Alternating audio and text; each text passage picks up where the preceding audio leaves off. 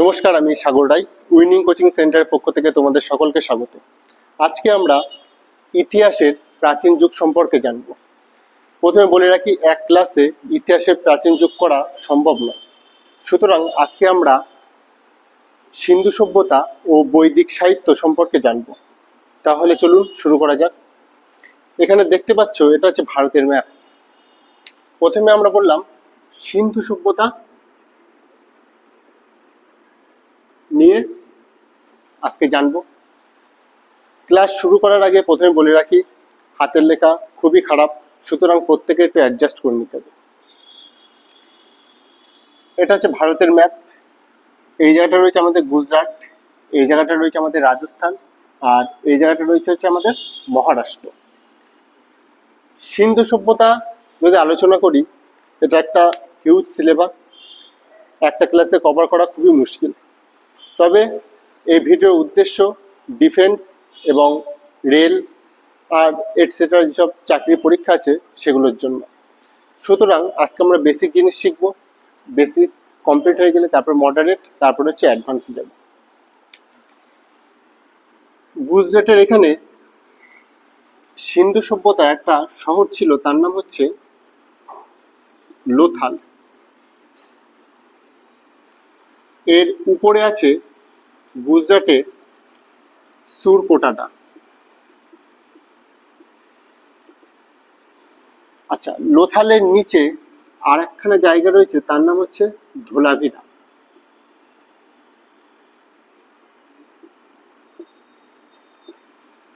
মহারাষ্ট্রের এখানে একটা জায়গা আছে, তার নাম হচ্ছে দৈমাবাদ। রাজস্থানে সিন্ধু সভ্যতা একটা শহর আছে, তার নাম হচ্ছে কালীবঙ্গান।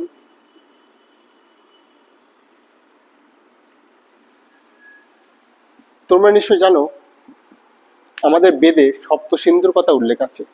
সেই সপ্ত সিন্ধুর মধ্যে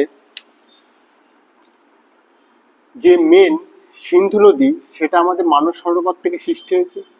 সৃষ্টি হয়ে ভারতের ভেতর দিয়ে একটু গিয়ে পাকিস্তানে ঢুকেছে, তারপর গিয়ে আমাদের আরব সাগরে পড়েছে।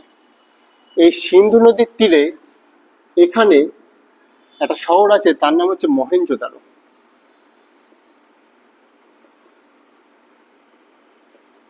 আচ্ছা, সিন্ধু নদীর বাম তীরে আর একখানা শহর আছে, তার নাম হচ্ছে চানহুদারো।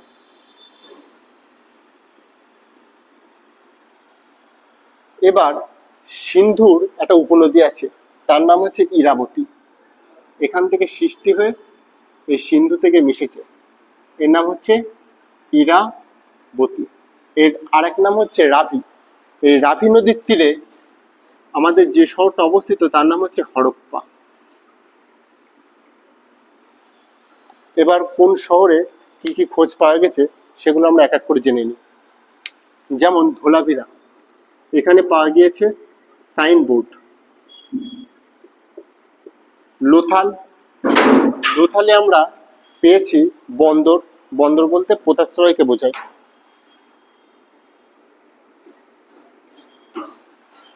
সুরকোটাটা, এখানে খোঁজ পাওয়া গিয়েছে ঘোড়ার হাড়। মহারাষ্ট্রে রয়েছে আমাদের দৈমাবাদ। দৈমাবাদে পাওয়া গেছে তামার রথ। পরীক্ষায় এমন ধরনের কোশ্চেন আসে যে সাইনবোর্ড সিন্ধু সভ্যতার কোন শহরে পাওয়া গেছে, অপশান দিয়ে দেবে দৈমাবাদ, ধোলাভিরা, লোথাল, সুরকোটাটা। তাহলে সঠিক অ্যান্সার হয়ে যাবে ধোলাভিরা। তারপর কালীবঙ্গান, এখানে পাওয়া গেছে উটের হাড়। তারপর চানহুদারো, এখানে পাওয়া গেছে কুকুরের পায়ের ছাপ।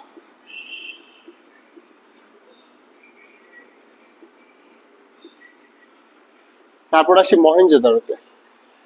নিশ্চয় তোমরা জানো, মহেঞ্জোদারো আবিষ্কার করেছিলেন রাখালদাস বন্দ্যোপাধ্যায় 1922 সালে। 1922 সালে রাখালদাস বন্দ্যোপাধ্যায় এই মহেঞ্জোদারো শহরটি আবিষ্কার করে। এই মহেঞ্জোদারো শব্দের অর্থ হচ্ছে মৃতের স্তূপ। তারপর আসি হরপ্পায়। হরপ্পা আবিষ্কার করেছিলেন 1921 সালে দয়ারাম সাহানি তিনি এই হরপ্পা শহরকে আবিষ্কার করেছিলেন। আপাতত আমরা সিন্ধু সভ্যতার মেন যে শহরগুলো যেগুলো পরীক্ষায় খুবই আসে সেগুলো নিয়ে আলোচনা করলাম। এরপরে আসবো আমরা হচ্ছে বৈদিক সাহিত্য। বৈদিক সাহিত্যে আসার আগে আমাদের জানতে হবে বৈদিক সাহিত্যটা কারা লিখেছিল, কেন লিখেছিল এবং কখন লিখেছিল। তাহলে চলুন জেনে নিই। এইদিকে একটা সাগর আছে, তার নাম কাস্পিয়ান সাগর। এটা ভারত, এখানে পাকিস্তান, তারপর আফগানিস্তান, এরকম যেতে যেতে এখানে একটা সাগর আছে, তার নাম হচ্ছে কাস্পিয়ান সাগর। এই কাস্পিয়ান সাগরের তীরে একটা যাযাবর শ্রেণী থাকতো, তাদের নাম হচ্ছে আর্যরা। এই আর্যরা পরবর্তীকালে ভারতে প্রবেশ করে, আর ভারতে যখন প্রবেশ করে তখন সিন্ধু সভ্যতা প্রায় শেষের মুখে। এবার এদিক থেকে তাহলে আসলো কারা আমাদের ভারতে ঢুকলো? আর্যরা ভারতে ঢুকেছে, ভারতে অলরেডি প্রবেশ করে ফেলেছে, এরা হচ্ছে আর্য। তখন ভারতের বসবাস করত দ্রাবিড় সভ্যতার মানুষজন। দ্রাবিড় সভ্যতা আর আর্যদের মধ্যে দৈহিক যে পার্থক্য সেটা হচ্ছে আর্যরা ছিল খুবই লম্বা, খুবই ফর্সা আর খুবই বুদ্ধিমান, আর দ্রাবিড় সভ্যতার মানুষজন ছিল হাইট এদের শর্ট ছিল, গায়ের রং কালো ছিল। পরবর্তীকালে এই আর্যরা আর দ্রাবিড় সভ্যতার মানুষজন একে অপরকে বিয়ে করে।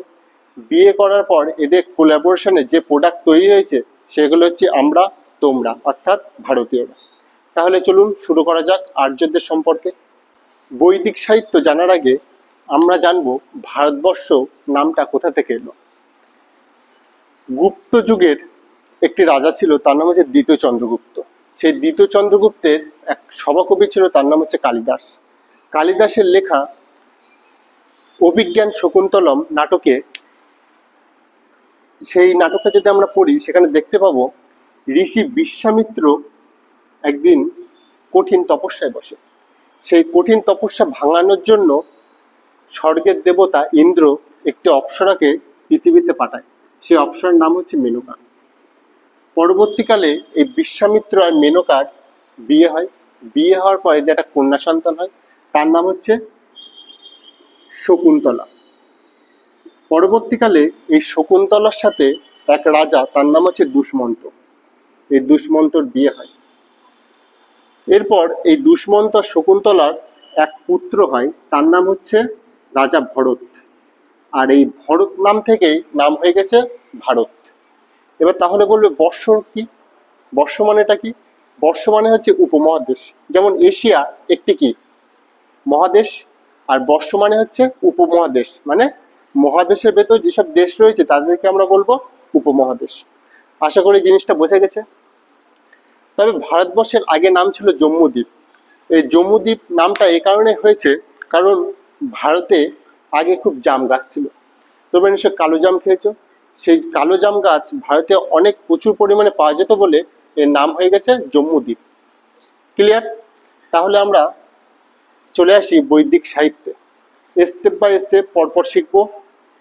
বৈদিক সাহিত্য, বৈদিক সাহিত্যকে আমি দু রকম ভাবে ভাগ করতে পারি, একটা হচ্ছে শ্রুতি আর একটা হচ্ছে স্মৃতি। শ্রুতি আর স্মৃতির মধ্যে পার্থক্য এটাই, আমরা জানি বেদের অপর নাম হচ্ছে শ্রুতি। যেমন আমি তোমাদের এই যে পড়াচ্ছি, এটা পড়ানোর আগে আমি নিজে নিশ্চয়ই এই সম্পর্কে আগে পড়েছি বা কারো কাছ থেকে জেনেছি। এই যে আমি যে জানছি বা আমি নিজে যে পড়ছি, এটা হচ্ছে শ্রুতি। এবং এগুলো জানার পর আমি আমার মতন করে তোমাদের যে পড়াচ্ছি এটাকে বলা হয় স্মৃতি। আশা করি শ্রুতি আর স্মৃতির মধ্যে পার্থক্য বোঝা গেছে। এবার আসি, শ্রুতিকে আমি 4 ভাগে ভাগ করতে পারি। শ্রুতির আরেক নাম হচ্ছে বেদ, বা বেদের এক নাম হচ্ছে শ্রুতি। বেদকে শ্রুতি এই জন্য বলা হতো কারণ বেদ আগে লেখা হতো না, শুনে শুনে মনে রাখা হতো, ওই জন্য বেদের আরেক নাম হচ্ছে শ্রুতি।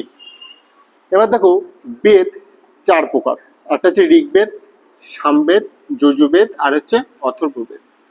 ঋগ্বেদে মোট 1028 খানা শ্লোক আছে, সামবেদে আছে 1810টা, যজুর্বেদে আছে 1549টা, আর অথর্ববেদে আছে 731টা। এবার আমরা যদি অথর্ববেদ পড়ি তাহলে এখানে আমরা জানতে পারবো তুকতাক, বশীকরণ, কালো জাদু।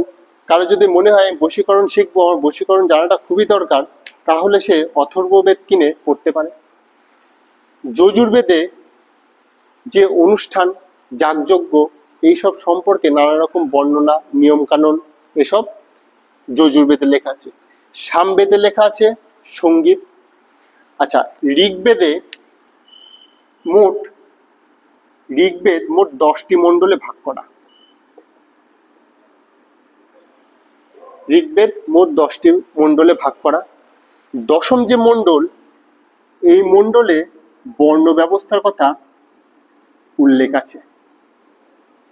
বর্ণ ব্যবস্থা কি কি? বর্ণ ব্যবস্থাকে মোট 4 ভাগে ভাগ করা যায়। একটা হচ্ছে ব্রাহ্মণ, একটা হচ্ছে ক্ষত্রিয়, একটা হচ্ছে বৈশ্য, আর একটা হচ্ছে শূদ্র।